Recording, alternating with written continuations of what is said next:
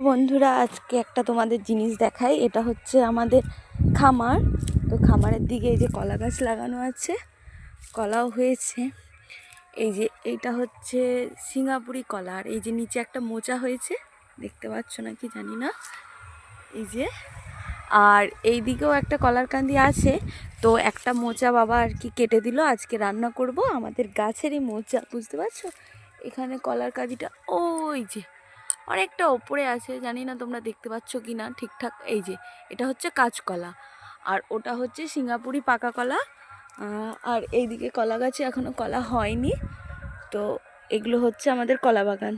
আর এই যে আলু বিল, এগুলো আমাদেরই আলু বিল।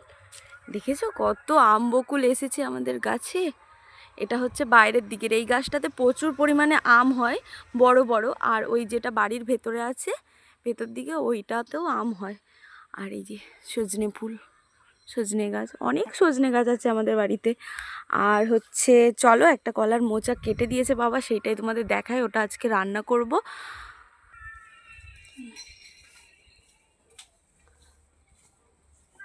এই দেখো, এটা হচ্ছে গিমা শাক।